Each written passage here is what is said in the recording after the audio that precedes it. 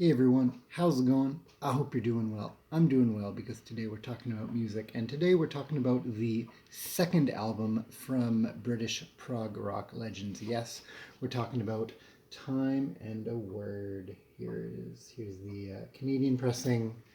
Cover looks a little bit different. You might be more familiar with the kind of the surrealist black and white leg picture. The record company Atlantic Records decided that was a no-go for the North American audience, so we just got this picture of the band here, which works as well.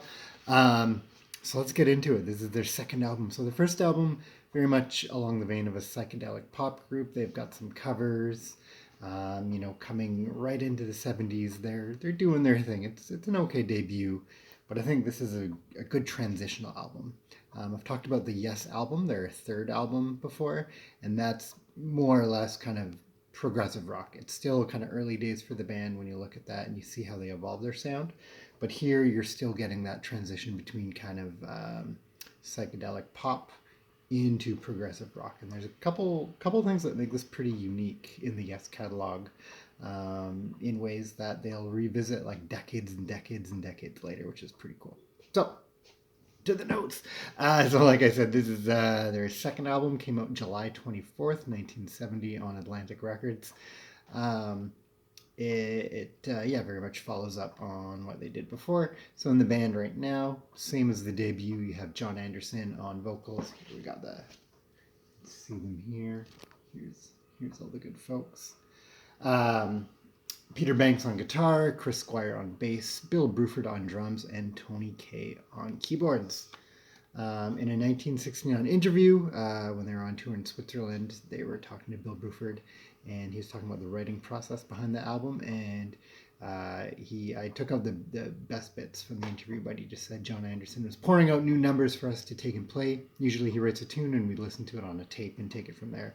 Which, when you look at the writing credits, I'm not going to hold it up for everyone to read, but John Anderson, outside of the covers, which we'll get to, there's a couple cover tunes on this album. Everything is John Anderson with some help here and there, but it's pretty much all him, which I think is pretty cool. So during the writing process, John Anderson had the idea, why don't we incorporate strings and orchestral elements?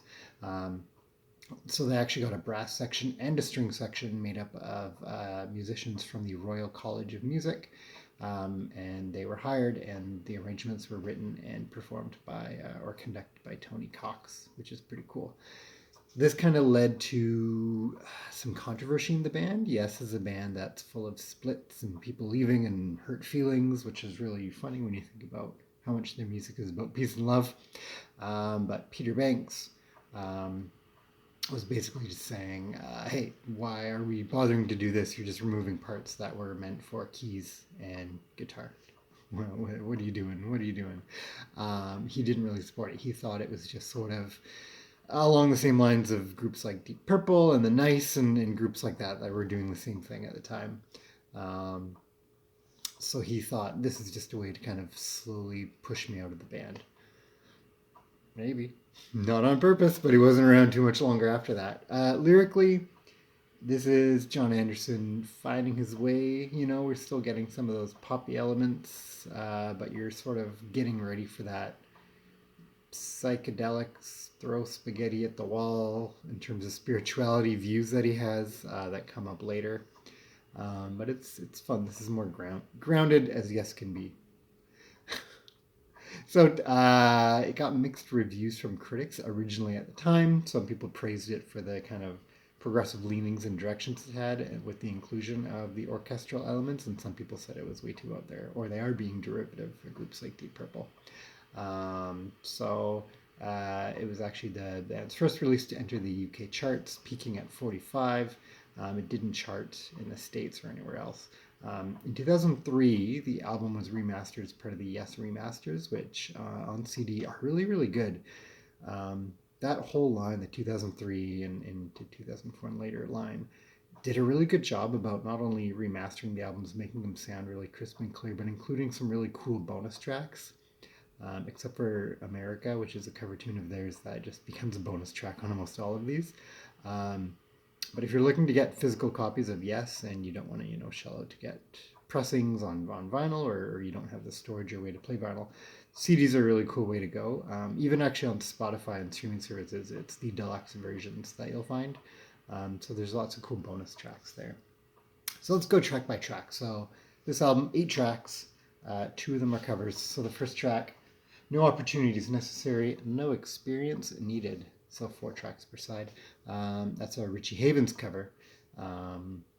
Canadian jazz rock band Lighthouse also have a cover. 1970. Yeah, I think that came out this year, or maybe that was the year after. Regardless, bands were covering the tune around this time.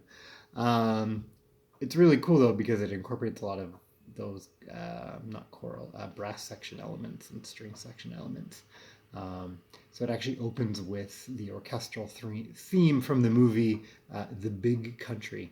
I've never seen it, but that's a cool fact. It definitely sets the tone for the album, which is cool. Second track is called Then. It's really, really beautiful and it's really symphonic, not just because of the inclusion of the symphony, but in terms of kind of symphonic progressive rock, which is sort of the genre Yes delves deeper and deeper into. That's where we get on here. It adds a lot of depth, and John Anderson vocals are actually strong throughout this album.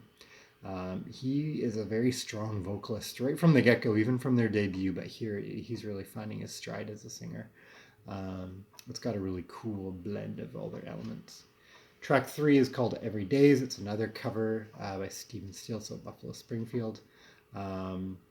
They've got their more progressive edge to it. I think it's okay. It's not my favorite track on the album, but in terms of covers, it kind of fits with what they're doing at the time. There's a really cool instrumental section that I like in that one. Chris Squire, his bass work on this track is pretty cool too.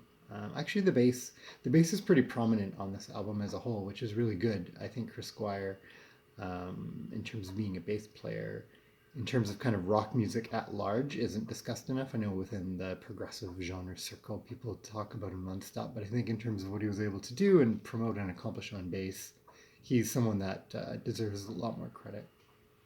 Track 4, Sweet Dreams, is probably the gem of the album for me. It closes out side 1, and I really, really like that track a lot. The guitar work is really, really good. There's really good vocal harmonies. It sort of blends in a bit more their trademark sound.